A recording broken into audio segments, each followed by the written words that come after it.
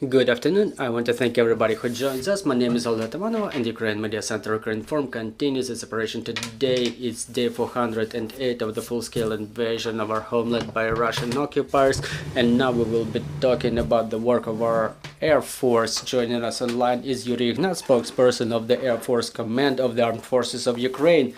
Good afternoon, Mr. Yurii. Good afternoon. Mr. Yurii, lately, within the last couple of days or maybe even weeks, in our media space and in the media space of our partners, the counteroffensive is being discussed. So let's start with this topic. What are the measures that we need on part of the Air Force for the counteroffensive? Well, there was a lot of information about the counteroffensive. I wouldn't be so drastic that counteroffensive is so necessary. Obviously, there is a desire to liberate our lands, but the question of this war that many experts, including Western analytics, said that this will be the war to exhaust the material, the technical resources, and human resources. So this offensive or counter-offensive, it's quite difficult to call it so, because you're talking about, for example, Air Force. It's necessary to make sure that the counteroffensive is successful, and for that we need the prevalence in the air. So because counteroffensive under fire of enemy's aviation, it would be quite complicated, diplomatically saying, because the enemy continues offensive actions on the land, they continue the offensive in the air. I mean the guided air bombs and missiles launched from the ships. We exercise the air defense combat. We damage enemy aviation when they come in proximity to our borders. So to say that counter-offensive should be happening now without reinforcement of our aviation, without us getting prevalence in the air, it's too early. But we understand that the Western countries keep reinforcing us. Within some short perspective, there will be both Patriot and some T coming, along with the teams of people who are already trained to work on those air defense systems. It will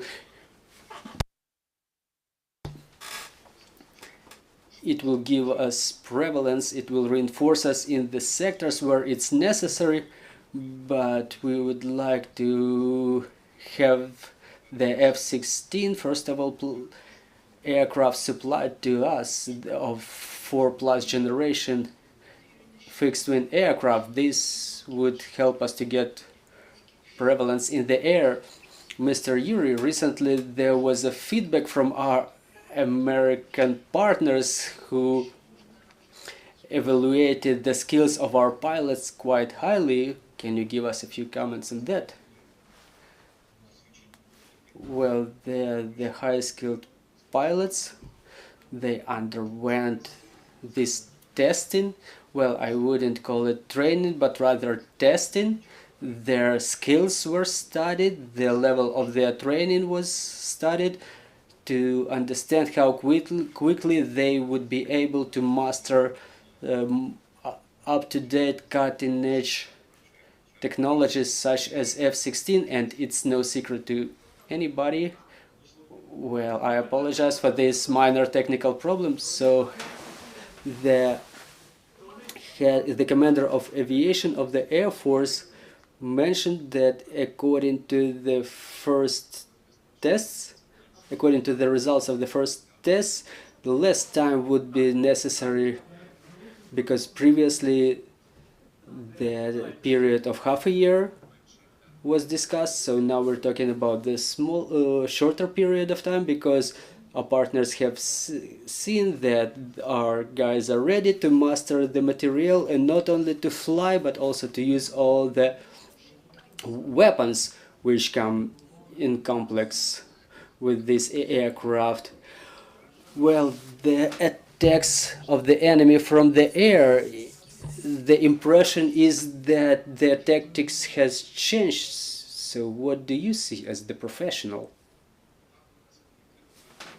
Well, their air attack tactics really changed. We see that they start using less aviation in the proximity to our borders. A lot of their material was destroyed recently.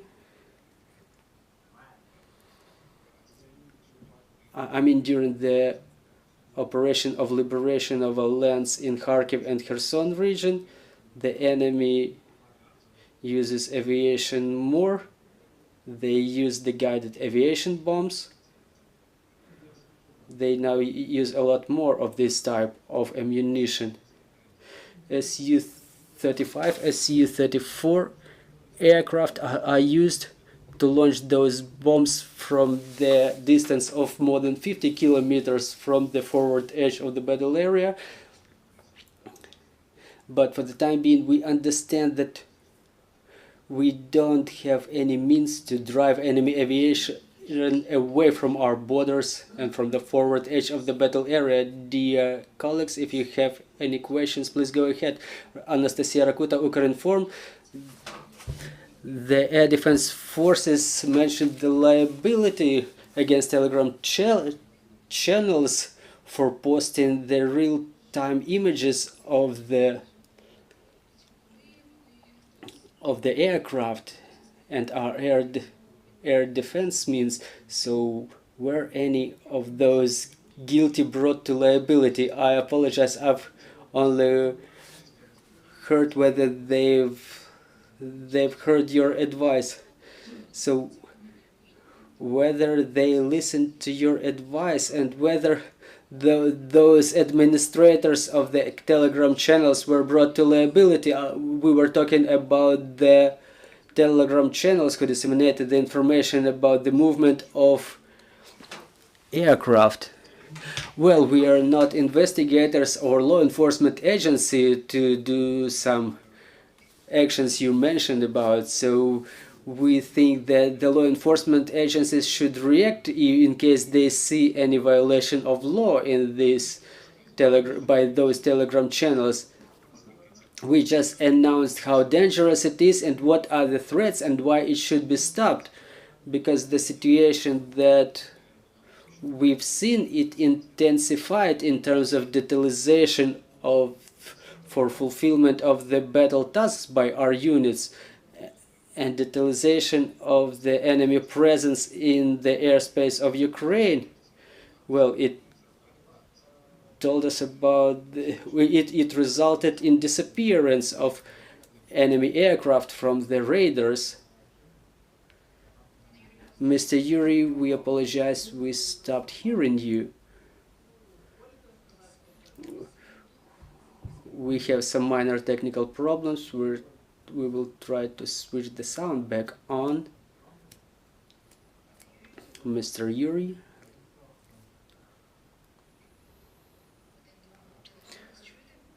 Are you hearing us, Mr. Yurii?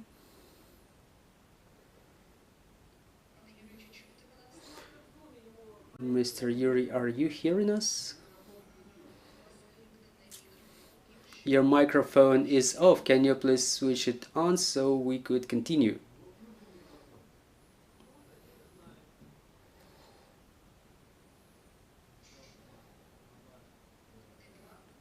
One, two. Oh, the sound is back on. I apologize for the technical problems. I was using my phone to get connected to your broadcast. We haven't heard your last answer. Can you please repeat it? Well, it's not important who got offended by whom or who tries to treat everything with humor. It's important to have everybody to listen to those requirements, to comply with them. I mean, publishing the information is allowed, but please don't give a lot of details about that. I mean, publishing the screenshots from our systems I don't know how do they get on those Telegram channels. That's a whole different story. But again, we were heard.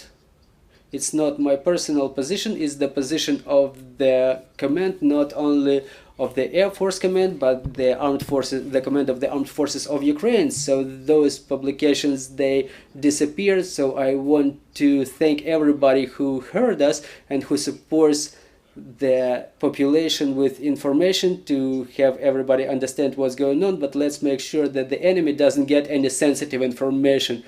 Mr. Yurii, we've seen yesterday that our Air Force downed another Ka-52 rotor wing aircraft. We know that the enemy was very cautious with regard to entering our airspace.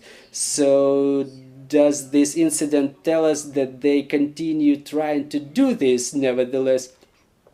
Well, the rotor wing aircraft cannot be used from afar. Their tactics is to come closer to damage their targets. But the helicopter can fly on low altitudes, and they can not only use the landscape, but they can fly very low above the river, for example, or a road, so it's hidden behind the trees.